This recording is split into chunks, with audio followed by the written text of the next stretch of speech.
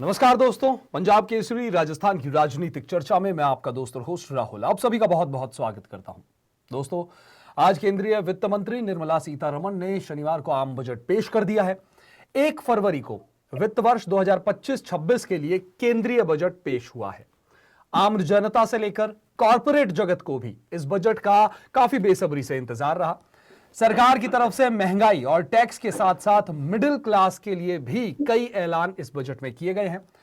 इस साल का बजट भी पिछले 3 सालों की तरह पेपरलेस है, यानी कि ब्रीफकेस को लाल कपड़े में लपेटकर वित्त मंत्री संसद पहुंची थी। सबसे बड़ा ऐलान नए टैक्स स्लैब को लेकर रहा, जिसे बढ़ाकर 12 लाख कर दिया गया है। सीतारमण ने ऐलान करते हुए कहा है कि अब 12 लाख की सालाना कमाई पर कोई भी टैक्स देने की जरूरत नहीं है। यह बदलाव न्यू टैक्स व्यवस्था के तहत की गई है। बजट को लेकर अलग अलग वर्गों की ओर से प्रतिक्रिया भी लगातार मिल रही है। कोई इसे विकास का बजट बता रहा है तो कोई इसे आंकड़ों का जाल बोल रहा है। इसी मुद्दे पर चर्चा के लिए हमारे साथ मौजूद है 2 खास मेहमान। बीजेपी प्रवक्ता के तौर पर हमारे साथ जुड़े हैं सीए प्रियव्रत शर्मा जी। प्रियव्रत जी, बहुत बहुत स्वागत है आपका। और कांग्रेस प्रवक्ता योगेश सिंघल इस चर्चा में हमारा साथ देंगे। योगेश जी, बहुत बहुत स्वागत है। इस चर्चा को आगे बढ़ाएंगे उससे पहले आप दोनों ही मेहमानों से आज जो ये बजट पेश हुआ है इसके ऊपर ओपनिंग नोट लेना चाहूंगा। क्या क्या प्रतिक्रिया है? सबसे पहले प्रियव्रत जी, क्या कहना चाहेंगे आज इस बजट को लेकर? देखिए, ये जो बजट आज आया है जी, ये जैसे जिस प्रकार से अभी जो चल रहा है समय, प्रयागराज में महाकुंभ का लाभ ले रहे हैं लोग अमृत स्नान करके। तो जी, अमृत काल के अंदर जो ये बजट आया उसमें हमारे यशस्वी वित्त मंत्री जी ने आदरणीय प्रधानमंत्री जी के नेतृत्व में सनातन सत्य को, नारी तू नारायणी के सनातन सत्य को साकार किया है और सभी क्षेत्र को, सभी को फायदा देते हुए सबका साथ, सबका विकास, सबका विश्वास और सबका प्रयास, जी, इस जो हमारी पार्टी की मूल विचारधारा है उस क्षेत्र में काम किया है। जब मैं देखूं तो कृषि क्षेत्र में हमने जो किया है वो अभी 100 जिलों को आइडेंटिफाई किया है। उसमें 1,70,00,000 किसानों को सीधा सीधा फायदा मिलेगा उन 100 जिलों में उन्नत कृषि के थ्रू। दूसरा, केसीसी की लिमिट को 3 लाख से बढ़ाकर 5 लाख कर दिया गया, जी, जो कि किसानों के लिए एक बहुत बड़ा फायदे की चीज है। तीसरा, उद्योग प्रौद्योगिकी को कृषि क्षेत्र में बढ़ावा देने के लिए ड्रोन टेक्नोलॉजी पे भी बात की गई है। नई टेक्नोलॉजी के कारण किसानों को पानी की उपलब्धता के कारण कितना फायदा मिल सकता है, वो पानी की उपलब्धता बराबर उनको रहे, उस पर बात की गई है। रही बात एमएसएमई की, बहुत बड़ा पिटारा ऐसा एमएसएमई के लिए खोला गया है। जो 5 करोड़ रुपए तक का कोलेटरल फ्री लोन अभी तक मिलता था लघु जी, उद्यम इकाइयों को, उसकी सीमा को बढ़ाकर सीधा 10 करोड़ रुपए कर दिया गया। स्टार्टअप के लिए जो 10 करोड़ की सीमा थी उसको बढ़ाकर सीधा 20 करोड़ रुपए कर दिया गया और 1.5 लाख करोड़ रुपया इस फंड के लिए व्यवस्थित किया गया है। तो जो हमारे उद्योग की जो जिस तरीके से कृषि प्रधान अर्थव्यवस्था है, वैसे उद्योगों में 70% योगदान एमएसएमई का है और एमएसएमई एम्प्लॉयमेंट का बहुत बड़ा साधन है। जी, और नए युवा जो सारे के सारे भी उद्यमी बनने की कगार पे हैं और जो जिनको एक वातावरण नहीं मिलता था देश में पहले 10 वर्ष पहले तक, अभी उनको एक बहुत बड़ा माहौल मिला है। ईज ऑफ डूइंग बिजनेस की जो अप्रोच है उसके कारण उनको काम करने में आसानी हुई है और वो एक उद्यमी एंटरप्रेन्योर के रूप में उभर रहे हैं। अब जी, आदमी को ये सोचने की जरूरत नहीं है कि मेरे को पैसे के बिना मैं क्या काम करूं। रही बात मेडिकल की, बात करें तो मेडिकल के अंदर 10,000 सीटें बढ़ाई और 5 साल में 75,000 सीटें बढ़ाने की बात की गई है।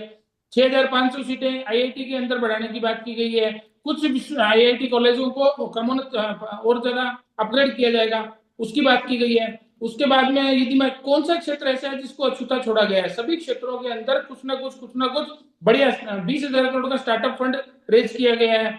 सड़कों के अंदर सभी को किस तरीके से सड़कों से जोड़ा गया है, गांवों को के ऊपर पूरा बल दिया गया है, जिससे कि गांवों से जो पलायन हो रहा है वो एक ऑप्शन जी, रहे, ना कि अनिवार्यता। अभी तक अनिवार्यता थी, गांव के लोग शहर आते थे रोजगार के लिए। अभी गांवों को इतना सुदृढ़ कर दिया जाएगा कि हर तरीके से पानी, बिजली, सड़क, शिक्षा, चिकित्सा और ब्रॉडबैंड, इन 6 सुविधाओं से प्रत्येक गांव को लैस कर दिया जाएगा, जिसके कारण लोगों को वहां से आना नहीं पड़ेगा। अभी डिजिटलाइजेशन के अंदर कितना बड़ा कायम हुआ है। जी, साइबर सिक्योरिटी में हमें जानकर प्रसन्नता होगी कि हमारा देश नंबर 1 पे साइबर सिक्योरिटी में आ गया है और अभी डिजिटलाइजेशन के अंदर जमाना है, डिजिटलाइजेशन का युग है और डिजिटलाइजेशन के अंदर साइबर सिक्योरिटी में नंबर 1 आना मतलब ये योगी सरकार की जी, प्रौद्योगिकी क्रांति का एक बहुत बड़ा वो उदाहरण है। हमने जय किसान, जय विज्ञान, दोनों बातें की है। किसान की जय हो, विज्ञान की भी जय हो। विज्ञान आधारित हम टेक्नोलॉजी को भी कभी छोड़ नहीं सकते। टेक्नोलॉजी को लेकर के पीएम गति योजना को ध्यान दिया गया है। वेयर हाउसेज को कैसे डेवलप किया जाए उसके जी, ऊपर ध्यान दिया गया है। इस तरह से सारी महिलाओं की 70% सहभागिता जीडीपी में सुनिश्चित हो, ये बहुत बड़ी बात है। महिलाओं को कभी 10 साल पहले तक महिलाओं की सहभागिता कितनी थी और 10 साल में कितने 30% पे आ गए, और अगले 5 साल में 70% सहभागिता जीडीपी की। जो महिलाएं अभी तक काम करने से चूकती थी, वो अब काम करके कदम से कदम मिलाकर जीडीपी की ग्रोथ में योगदान देगी भारत की। तो ये बहुत बड़ी बात है। तो ओवरऑल अगर देखा जाए तो काफी अच्छा बजट आपके कहना है। योगेश जी, ओपनिंग बहुत ही नोट अच्छा। चाहूंगा जी। और 50 लाख करोड़ का बजट, 50 लाख करोड़ का बजट, कभी किसी जमाने में 5 लाख करोड़ के ऊपर हाथ पैर फूल जाते थे सरकारों के। अभी 50 लाख करोड़ का बजट देना और उसके बाद भी 4.2% का फिस्कल डेफिसिट मेंटेन करना, ये बहुत बड़ी बात है। चलिए योगेश जी क्या कहेंगे सर, ओपनिंग नोट। देखिए सर, मेरे साथी प्रवक्ता ने बड़ी लंबी लंबी बातें बताई हैं। असल बात यह है कि आज देश की वित्त मंत्री श्रीमती निर्मला सीतारमण जी द्वारा पेश किया गया केंद्रीय बजट जी केवल राजस्थान ही नहीं बल्कि हिंदुस्तान की जनता के साथ बड़ा छलावा किया गया है। अत्यंत निराशाजनक बजट है। जनता की भावनाओं को ठगा गया है जी और गरीबों को खपाना और पूंजीपतियों को खजाना वाली बात आज तक इन्होंने चरितार्थ की है। आप देख लिए पिछले लगभग 11 वर्ष से आप बजट पेश करते आ रहे हैं। राजस्थान ही नहीं पूरे हिंदुस्तान की जनता की आंखें आज आपके इस केंद्रीय बजट पर लगी हुई थी कि हमें कोई ना कोई फायदा मिलेगा, आम वर्ग को, मध्यम वर्गीय को, निम्न वर्ग को बड़ा लाभ मिलेगा, लेकिन ऐसा कोई फायदा नहीं हुआ। और जहां तक है राजस्थान की हम बात करें, राजस्थान का तो माननीय ने हम नाम लेना भी उचित नहीं समझा। जी राजस्थान में ईआरसीपी की योजना जो पूर्ववर्ती हमारी कांग्रेस की सरकार में लागू हुई थी, आज तक उसके बारे में कोई खुलासा नहीं किया गया। दूसरी बात, ईआरसीपी को राष्ट्रीय परियोजना घोषित करने की जो उम्मीदें थी राजस्थान की जनता को, उस पर कोई मतलब कहा ही नहीं इसके बारे में कि करेंगे या नहीं करेंगे, यहां तक नहीं कहा है। इसके अलावा गरीबी, महंगाई, बेरोजगारी आप देखिए पूरे देश में चरम पर है। इस दिशा में कहीं कोई काम इन्होंने नहीं किया। औद्योगिकरण करने की दिशा में जो उम्मीदें थी जिससे रोजगारों का सृजन होता है, उस बारे में इन्होंने कहीं कुछ नहीं किया।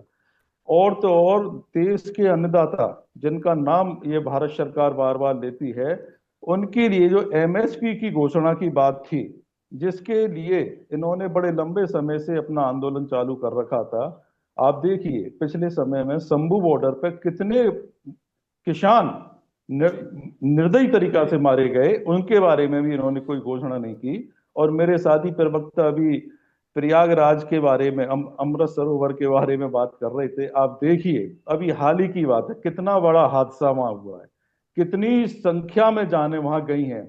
और उससे पहले कुंभ की शुरुआत में भी आप देखिए अग्निकांड हुआ है।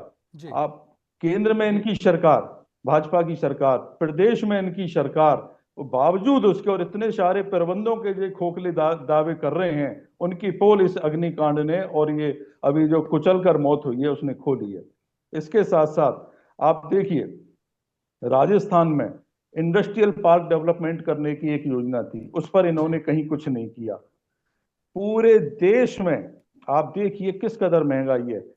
पेट्रोल और डीजल को जीएसटी के दायरे में लाने की मांग कितने लंबे से समय से चली आ रही है, लेकिन जब जब चुनाव आते हैं भारतीय जनता पार्टी के नेता बड़े बड़े दावे करते हैं और पेट्रोल डीजल को महंगाई कम करने की दृष्टि से जीएसटी के दायरे में लाने की आश्वासन भी देते हैं, लेकिन उस पर ऐसा कुछ नहीं हुआ। इनकम टैक्स की बात है, आप देखो इन्होंने बढ़ाया है, हम स्वागत करते हैं उसका। जी तो इस तरीके का ये जो भारतीय जनता पार्टी की वित्त मंत्री जी ने जो बजट पेश किया है, मैं समझता हूं बेहद निराशाजनक है और आम जनता को ठगा गया है, इसमें उनकी भावनाओं को छला गया है। जी और देश हित में ऐसा कोई एक्शन इसमें बजट में नहीं लिया गया जिससे आम आदमी की प्रोग्रेस हो। और महंगाई के बारे में जो मैं आपको अभी बता रहा था, पेट्रोल डीजल के बारे में, उस दिशा में कोई काम नहीं किया। आप जी देखिए राजस्थान की बात करते हैं, जब कांग्रेस की सरकार थी, जब चुनाव हो रहे थे, जब चुनावी वायदों में और इन्होंने अपने घोषणा पत्र में भी ये जिक्र किया था कि अगर राजस्थान में हमारी सरकार बनती है तो हमारे अन्य प्रांतों की तरह से जी डीजल पेट्रोल के दाम जो 12 रुपए का अंतर है राजस्थान यूपी में, उसको कम करेंगे। लेकिन ऐसा कुछ नहीं किया। इसके अलावा जीएसटी की सरलीकरण की बात थी, उसमें भी कुछ नहीं किया। आप देखिए सर, जीएसटी का सर्वाधिक बाहर जो पड़ता है जी वो आम जनता पर पड़ता है, यूजर्स पर पड़ता है, मैन्युफैक्चरर्स पर इसका बिल्कुल नहीं पड़ता। तो उसी लिए मैं कह रहा था कि पूंजीपतियों को खजाना और गरीबों को खपाना इस बजट में साफ तौर से झलक रहा है। इसके अलावा आप देखिए इस बजट में कितना पक्षपातपूर्ण किया गया है, पक्षपातपूर्ण रवैया रखा गया है जी कि जहां चुनाव होने निकट समय में, जैसे बिहार है, वहां के लिए पिटारा खोल दिया है इन्होंने अपने बजट में, और राजस्थान है, हरियाणा है, यूपी है, यहां भी तो कुछ दो, ऐसा कुछ इन्होंने प्रावधान नहीं किया। तो मैं समझता हूं सबसे ज्यादा निराशाजनक और जनता को ठगा जाने वाला बजट है। जी चलिए इस चर्चा को आगे बढ़ाएंगे। ओपनिंग नोट के लिए आप दोनों ही मेहमानों को बहुत बहुत शुक्रिया। प्रियव्रत जी, सबसे पहले चर्चा में आपको शामिल करेंगे। जिस तरीके से जो है विपक्ष लगातार आरोप लगा रहा है बजट को लेकर कि पक्षपातपूर्ण बजट है, चुनाव जहां पर आगामी समय में चुनाव होने हैं, जैसे बिहार का भी कांग्रेस प्रवक्ता योगेश जी ने भी बात रखी कि जहां बिहार है वहां के लिए तो काफी बड़ा पिटारा खोल दिया गया, लेकिन जो और जो जगह हैं जैसे राजस्थान हो गया, हरियाणा हो गया, इनके लिए आखिर क्यों कहां कमी रह गई? देखिए राहुल जी, हमारा देश इतना बड़ा है, इसके किसी न किसी भाग में हर 6 महीने में कोई ना कोई चुनाव चलता रहता है। जी तो ये जो बात कर रहे हैं चुनाव की, तो चुनाव तो हमारे देश में हर 6 महीने में कहीं ना कहीं चलते रहते हैं। उसको लिंक करना तो मेरे को लगता है इसका कोई मतलब अर्थ है नहीं, कोई तर्क है नहीं। रही बात की बोलते हैं कि बिहार के लिए, आप देखिए बिहार ऐसा प्रदेश है जहां जनसंख्या का घनत्व सबसे ज्यादा है। तो वैसे भी देखा जाए तो बिहार को सबसे ज्यादा सुविधाओं की जरूरत है, और हमने पिछले बजट में भी किया था। पिछले बजट में भी इन्होंने यही बोला, उससे पिछले बजट में भी बिहार को दिया था। जी ऐसा नहीं है कि बिहार को कुछ स्पेशल दे दिया। 63,000 करोड़ की बात ये कर रहे हैं, ऐसे तो राजस्थान को भी केंद्रीय करों के अंदर 73,444 करोड़ रुपया मिला है, आज आ गया है फिगर। तो ये कोई इनके पास तर्क तो है नहीं, कुछ ना कुछ कमी निकालनी। सकारात्मक सोच के साथ आप यदि सहयोग करते हैं, अरे भाई कम से कम आप राष्ट्रपति के अभिभाषण पे तो कम से कम सही बोलते हैं। आदिवासी महिला का किस तरह से इन्होंने अपमान किया। दूसरी बात, आज बजट शुरू नहीं हुआ, सत्र एक डेकोरम होता है, आज तक के इतिहास में कभी नहीं हुआ कि बजट सत्र में वित्त मंत्री जी बजट भाषण पढ़ रहे हैं और ये हाँ हो कर रहे हैं। अरे देश को आप कहां ले जाना चाहते हो? जनता ने आपको कुछ थोड़ा बहुत अभी भी चुना है, तो आप कुछ तो रखो उनकी लाज, नहीं तो ये भी नहीं मिलने वाली है आपको आगे सीटें। आप सकारात्मक सहयोग के साथ कदम से कदम मिलाकर बढ़ो। 10 साल के अंदर गूगल पे सब डेटा है, सारे क्षेत्र के। 2014 के अंदर क्या था, 2024 में भारत कहां आकर खड़ा हो गया, ये हर क्षेत्र के डेटा गूगल पे उपलब्ध है। सारी जनता टेक्नोलॉजी से परिपूर्ण है, सबके हाथ में मोबाइल है, सब जानती है, सब पढ़ती है, सब समझती है। वो जमाना गया जो आपने 60 साल तक जनता को बेवकूफ बनाया, जातिवाद और तुष्टीकरण की राजनीति की और जनता को लूटते रहे और देश को राष्ट्रवाद के नाम पर कभी काम नहीं किया। आज का युवा केवल और केवल राष्ट्र सर्वोपरि के आपने भाव ऐसा से क्या कर दिया अपने सर, पूर्ण वो भी तो पुरुषार्थ के साथ बताएं। आपकी खुद भी पार्टी बढ़ ने रहा ऐसा क्या है, किया समाज को भी बढ़ा रहा देश के लिए, है वो और भी देश तो को भी बताएं आगे आप। बढ़ा रहा है। योगेश जी, देश को भी आगे बढ़ा रहा है। आज देखिए आप कौन सी क्षेत्र में हम आगे हैं। हाईवे कितने किलोमीटर बनते थे पहले? 10 किलोमीटर, आज 34 किलोमीटर हाईवे बन रहे हैं। देश में एयरपोर्ट की संख्या क्या थी, आज क्या है? देश में मेट्रो की क्या हालत थी, आज हम 1000 किलोमीटर का सफर मेट्रो का पूरा कर चुके हैं। आज साइबर सिक्योरिटी के अंदर हम नंबर 1 आ चुके हैं। जीडीपी हमारी तीसरे नंबर पे आने के कगार पे है। 5वीं अर्थव्यवस्था हम बन के बैठे हैं। जिन घोरों ने हमारे राज किया उनको हमने पीछे कर दिया है। तो जो आपके एक रूढ़िवादी सोच थी, जो सामंतवादी सोच थी, जो आप अपने गौरव पे कभी भरोसा ही नहीं कर पाए, जिस देश की शिक्षा व्यवस्था नालंदा विश्वविद्यालय के पास थी, जो कभी गुरु था संस्कृति का पूरे विश्व में, आपने उस संस्कृति को कभी समझा ही नहीं। 60 साल में कुचल कर दिया। हम 10 साल के आपके खड्डों को भर के आज भारत कहां जा रहा है? 2047 में पूर्ण विकसित भारत की राह पर बढ़ रहा है। प्रियव्रत जी, एक सवाल है मेरा। आपने बातें करी, ट्रेन की आप बात कर रहे हैं, मेट्रो की बात कर रहे हैं, हवाई जहाज तक आप पहुंच गए, लेकिन कहीं ना कहीं अगर मैं राजस्थान की बात करूं तो टोंक में आज भी ट्रेन की दरकार है। देखिए ऐसे बहुत सी जगह होगी, अभी भी ये विकास एक सतत प्रक्रिया है, उसका एक आएगा। झुंझुनू में भी थी पहले, वहां भी हुई है। कर रहे हैं एयर से कनेक्टिविटी की बात कर रहे हैं, लेकिन आज भी राजस्थान के अंदर एक जगह ऐसी है जो कि ट्रेन कनेक्टिविटी भी नहीं है। उसका भी रोड मैप बन रहा होगा, ऐसा नहीं है कि नहीं बन रहा। उसका भी रोड मैप बन रहा है, शीघ्र ही वो मिलेगा। सारी ट्रेन कनेक्टिविटी, पूरा देश का हर गांव नियरेस्ट स्थान से कनेक्ट हो जाए ट्रेन से, स्टेट हाईवे से, नेशनल हाईवे से। गांव को तहसील से जोड़ना, तहसील को जिला स्तर से जोड़ना, जिला स्तर को नेशनल हाईवे से जोड़ना, ये पूर्ण लक्ष्य है। और राजस्थान का ऐसा कोई जिला नहीं है जो मुझे नहीं लगता है नेशनल हाईवे से टच में नहीं रहा। तो कितना डेवलपमेंट हुआ है, सड़कों का निर्माण, गडकरी जी का काम तो पूरी दुनिया से आ रही है। और अपन अब आंख बंद करके बैठे रहेंगे, खाली मीन मेघ निकालनी है, नकारात्मक सोच रखनी है, अपने जो निकम्मे नेता है उनके ऊपर लिपापोती करनी है, उसका तो कोई इलाज नहीं है। लेकिन 2014 से लेकर 24 सरकार तक, का तो जवाब दो। 2014 से लेकर सरकार काम 24 कर रही है तक आपकी, जो इसने क्या कर प्रगति दिया? देश ने की है, जो प्रगति देश ने की है वो पूरी अंकित है साहब, अंकित है और आंकड़ों के साथ अंकित है। आरटीआई में आप निकलवा लीजिए कौन से क्षेत्र। आज तक प्रधानमंत्री की योजना में 4 योजना आपकी ऐसी नहीं है जिसमें डायरेक्ट डीबीटी के थ्रू पैसा मिला हो। हमने 343 योजनाएं ऐसे दी है जिसमें गांव, यहाँ इस देश का 80 करोड़ से अधिक आबादी डायरेक्ट डीबीटी के माध्यम से जुड़ी है और लाभार्थी आज सामने है, डेटा है। आपने फर्जी आधार कार्ड बना कर सब्सिडियों का खेल किया, आपने पूरे देश को लूटा। आज सब्सिडी सही जगह पे जा रही है यदि देनी पड़ रही है तो, और आज हम सब्सिडी से मुक्त होते जा रहे हैं धीरे धीरे। आज का युवा सफल बन रहा है, आज का युवा मेहनती है, उसको नहीं चाहिए फ्री, उसको चाहिए एनवायरमेंट, उसको चाहिए लॉ एंड ऑर्डर, उसको चाहिए ऐसी संसाधन इंफ्रास्ट्रक्चर की सुविधा जो हमारी सरकार दे रही है। और 2047 के देखिए कोई भी काम करने में टाइम लगता है। हमने 16 लाख करोड़ की बात की 10 साल में खर्च करने की, हमने कौन सा 10 लाख करोड़ अभी भी खर्च कर रहे हैं, 10 लाख करोड़ पिछले साल में खर्च किया। जी प्रियव्रत जी, योगेश जी को जोड़ते हैं। योगेश जी कुछ कहना चाह रहे हैं, आप भी अपनी बात रखिए। साथ ही इस बजट में जो है कई चीजें हैं जो सस्ती हुई है, जैसे मोबाइल की बात कर लें, एलईडी टीवी, कपड़ा और ईवी जो है उन पे भी एआई, आर्टिफिशियल इंटेलिजेंस आज के समय की मांग है, उस पर भी काफी फोकस किया गया है। इनकम टैक्स में जो रिबेट मिली है, तो ये तमाम तरीके की छूटें जो है हालांकि मिली है, आम जनता के लिए की गई है, मिडिल क्लास लोगों के लिए की गई है। उसके बावजूद जो है विपक्ष लगातार हमलावर है, क्या वजह है? सर मैं मेरे साथी प्रवक्ता की पहले बात का जवाब दूंगा जी। जो उन्होंने कहा, मैं आपको 1 बाय 1 लेके चल रहा हूं। आप शिक्षा में आ जाइए। आज शिक्षा कितनी महंगी हो गई है जी। हर गरीब से गरीब माँ बाप ये चाहता है कि मैं अपने बच्चे को अच्छी तालीम दिलाऊं, उच्च शिक्षा दिलाऊं। जी। उच्च शिक्षा को तो उन्होंने ग्रामीण क्षेत्र से बिल्कुल ही अलग कर रखा है। बताइए क्या प्रावधान किया है ग्रामीण क्षेत्रों के लिए उच्च शिक्षा का? दूसरी बात, आज कोचिंग देखिए, स्कूल देखिए, कॉन्वेंट देखिए, कॉलेज देखिए, किस कदर महंगे हो गए। गरीब आदमी का तो फीस भरना मुश्किल हो गया है।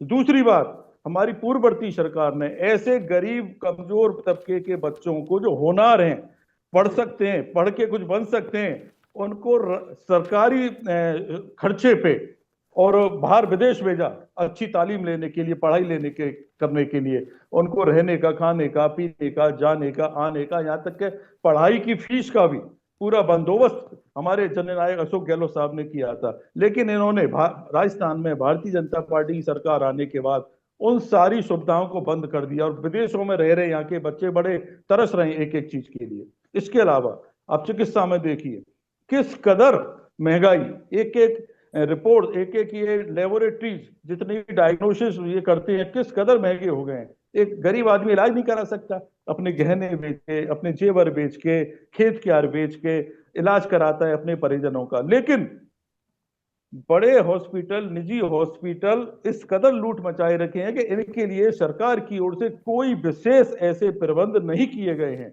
जो कि करने चाहिए। इसके अलावा किसानों का आप देखिए, डीएपी की कोई व्यवस्था नहीं, कि अच्छे संसाधनों की कोई व्यवस्था नहीं।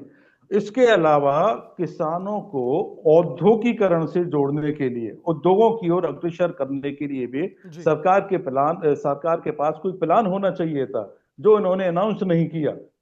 महिलाओं की बात करते हैं मेरे साथी प्रवक्ता महोदय, महिलाओं की सुरक्षा पे ही आ जाइए आप। मैं राजस्थान की बात कर रहा हूं, किस कदर असुरक्षित महिलाएं। आप देखिए पिछले 5 महीने में 7,000 दुष्कर्म के केस दर्ज हुए हैं। ये रिकॉर्ड क्या बोल रहा है? इसके अलावा घर की मालिक होती हैं महिलाएं, वो घर चलाती हैं, मैनेजमेंट करती हैं। रसोई का खर्च किस कदर बढ़ा रखा है आप देखिए, खाद्यान्नों का खर्च किस कदर बढ़ा रखा है इन्होंने, सिलेंडर की कीमतें किस कदर हाइक कर रखी हैं। तो ये सारा किस वर्ग को सहूलियत दी? स्टूडेंट्स के लिए देखिए आप किस कदर, एक एक फॉर्म, आवेदन फॉर्म भरने के लिए हजारों रुपए खर्च हो जाते हैं। तो ये किसको लाभ देना चाह रहे हैं आप, मेरी समझ में नहीं आ रहा। या गौतम अडानी को देना चाह रहे हैं, या अंबानी को देना चाह रहे हैं, या कहां ले जाना चाह रहे हैं इसको आप, मेरी समझ में नहीं आ रहा। भारतीय जनता पार्टी हमेशा हमेशा झूठ बोलती है और अपने कार्यकर्ताओं को भी झूठ बोलने की ट्रेनिंग देती आई है, मैं जिसकी घोर निंदा करता हूं भारतीय जनता पार्टी की। प्रियव्रत जी क्या कहेंगे सर? देखिए देखिए सर, विपक्ष का काम है बोलना, उसमें कोई दिक्कत नहीं, आपत्ति नहीं है, ये बोलते रहे।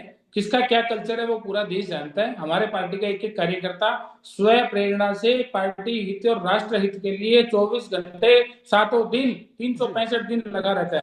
दूसरी बात, ये बोलते हैं स्कॉलरशिप नहीं है। आपने बजट पढ़ा नहीं महोदय। 10,000 करोड़ रुपए उच्च शिक्षा की स्कॉलरशिप के लिए आज के बजट में प्रावधान किया गया है। साफ साफ बोला है वित्त मंत्री जी ने लोकसभा में, आप उसको पढ़िए।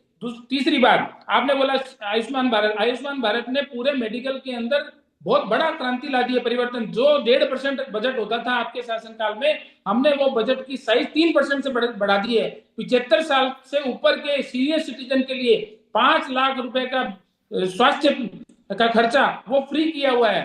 तीसरी बात, किसानों के लिए ई मंडी की घोषणा की है। किसान आज जहां चाहे अपनी अपनी फसल जाके बेच सकता है अपनी बेस्ट रेट के ऊपर। और आज किसानों की फसल, मूंग को क्या भाव बिकते थे आपके यहाँ पे? आज 85 रुपए किलो मूंग बिक रहा है, चना बिक रहा है इतना महंगा। आज उनको उचित मूल्य अब मिलना शुरू हुआ है।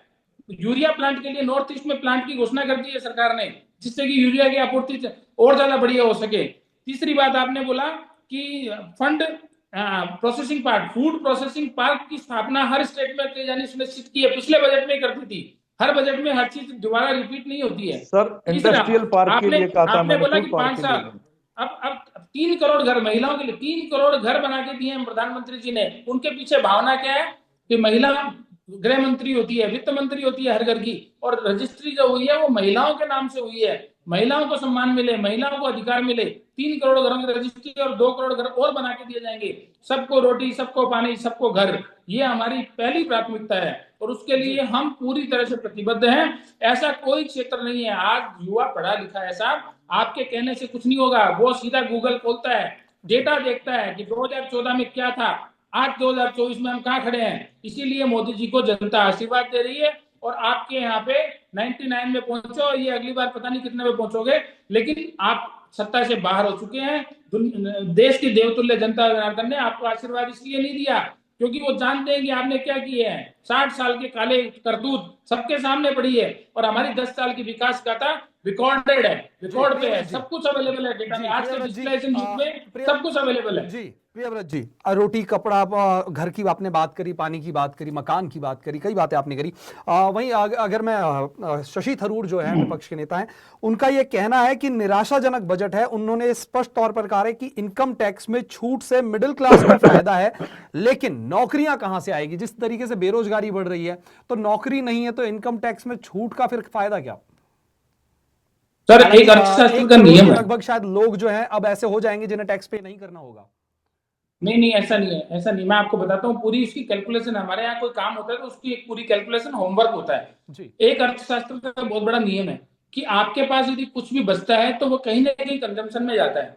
इस 12 लाख की छूट के लिए जो पैसा गया है सरकार का, वो 1 लाख करोड़ रुपए टैक्स गया है। 1 लाख करोड़ रुपए की बचत होगी लोगों को। और इसमें खाली 1.5 करोड़ लोग नहीं है साहब, इसमें देश के कम से कम 25 करोड़ लोग सीधे तौर पर जुड़े हुए हैं, क्योंकि एक घर में 4 मेंबर होते हैं। और इसमें 4 करोड़ से ऊपर के लोग हैं जिनकी आयकर विवरणी 7 लाख से 12 लाख के बीच में है। उन सब लोगों को फायदा हुआ है। तो इसलिए 20 से 25 करोड़ लोग कम नहीं होते हैं देश के अंदर। जो ये मांग रहे थे, नहीं कर रहे थे, तब तो ये 4 बजट से बोल रहे थे कि साहब टैक्स की सीमा बढ़ाओ, टैक्स की सीमा बढ़ाओ। अब बढ़ा दी तो साहब उसमें भी मीन में निकालेंगे। अच्छा, वो 1 लाख करोड़ रुपए बचेगा, वो आएगा कहाँ? कंजम्पशन में आएगा। कंजम्पशन में आएगा, इसका मतलब कहीं ना कहीं प्रोडक्शन में आएगा, जीडीपी में आएगा। 1 लाख करोड़ रुपए कंजम्पशन में आने का मतलब क्या हुआ साहब? 10 लाख करोड़ की जीडीपी बढ़ गई आपकी, क्योंकि उसके आधार पे आपका इंफ्रास्ट्रक्चर डेवलपमेंट होता है। उसको कंज्यूम करने के लिए उतना माल बनाना पड़ता है, उतना माल बनाने के लिए उतनी इंडस्ट्रियां लगेगी। तो ये बहुत बड़ा फर्क देखने को मिलेगा आने वाले टाइम में। ये ऐसे ही नहीं किया है, बहुत सोच समझ के किया है, जिससे हमारी जनता को लाभ मिले करों से, और हमारे सिस्टम में पैसा है, इकोनॉमी में बढ़े, जीडीपी बढ़े। और इसमें क्या होगा कि अब जो 8 लाख तक की, मान लो कोई चोरी भी कर रहा था, सपोज करो कोई आदमी, तो वो 8 लाख तक की 12 लाख में तो सीधा आएगा। वो 4 लाख वाले कितने लोग आएंगे? अब आप आयकर विवरण देख लेना, आयकर विवरणी अभी 12 लाख रुपए की स्टार्ट हो जाएगी अगले साल से। तो कहीं ना कहीं प्रॉब्लम है, मैं मानता हूं, लेकिन उस प्रॉब्लम से निजात दिला दी। अब आप देखना अगले साल जीडीपी के आंकड़े क्या होते हैं, इससे ये बहुत बड़ा फर्क देखने को मिलेगा। क्योंकि खाली सैलरी क्लास फायदा नहीं मिला इसको बिजनेस क्लास में भी फायदा मिला है। कितने बिजनेस क्लास है, कितने छोटे व्यापारी है जो 7 लाख की रिटर्न भरते थे, अब वो 12 लाख की रिटर्न भरेंगे तो उनको फायदा मिलेगा। यहाँ पे 40% लोग स्वरोजगार से जुड़े हुए सीधे सीधे, वो 7 लाख से भी कम थे, आप वो 12 लाख पे आते तो कितना बड़ा फायदा हो गया। आप कैलकुलेशन देखिए, मैं तो क्योंकि एक सीए भी हूँ, फाइनेंस का एक्सपर्ट भी हूँ, मुझे पता है इससे क्या फर्क होने वाले हैं। तो इससे मल्टीपल इफेक्ट होंगे, और ये प्रधानमंत्री जी और के नेतृत्व में वित्त मंत्री जी का एक मास्टर स्ट्रोक है। और जो हम एज ए कार्यकर्ता, हमें भी नहीं था कि 10 लाख से ऊपर होने वाला है, लेकिन ये 12 लाख देख करके तो लगा कि वास्तव में पिटारा खोल दिया है मिडिल क्लास के लिए। आज तक मिडिल क्लास को सुविधाएं दी है, लेकिन आज की सुविधा वाकई एक महाकुंभ स्नान की तरह अमृत लेने वाली है। जी जी जी, चलिए बहुत बहुत शुक्रिया आप दोनों ही मेहमानों का। समय की थोड़ी कमी है, इस वजह से इस चर्चा को यहीं समाप्त करना पड़ रहा है, वरना ये मुद्दा ऐसा है कि इस पर जितनी चर्चा की जाए उतना कम है। तो दोस्तों, जैसा आप सभी जानते हैं, जिस तरीके से दोनों प्रवक्ताओं ने अपनी अपनी बातें रखी, जहां बीजेपी जो है उसे उम्मीद है कि मार्केट में अब पैसा बढ़ेगा, फ्लो जो है पैसे का वो मार्केट में और तेजी से आएगा, क्योंकि जिस तरीके से इनकम टैक्स में अब रिबेट दी गई है, जो लिमिट है वो 12 लाख तक कर दी गई है, तो हो सकता है, ऐसा उम्मीद जताई जा रही है कि मार्केट में आने वाले समय में जो है पैसे का फ्लो बढ़ेगा और इसके जो है मल्टीपल इफेक्ट्स जो है वो देखने को मिलेंगे आने वाले समय में। अब आने वाले समय में क्या कुछ देखने को मिलता है, हालांकि बजट से काफी जगह, अगर मैं बात करूं आम जनता की, अगर मैं बात करूं या किसानों की बात करूं, तो बजट में काफी कुछ है, लेकिन राजस्थान की अगर हम बात करें तो राजस्थान कहीं ना कहीं इस बजट से अछूता रहा। राजस्थान, हरियाणा, आसपास के कई ऐसे जगह हैं जो अछूते रहे हैं इस बजट से, हालांकि बिहार के लिए काफी कुछ इस बजट में है। तो चलिए फिलहाल के लिए इस चर्चा में इतना ही। मुझे और हमारे दोनों मेहमानों को दीजिए इजाजत। नमस्कार।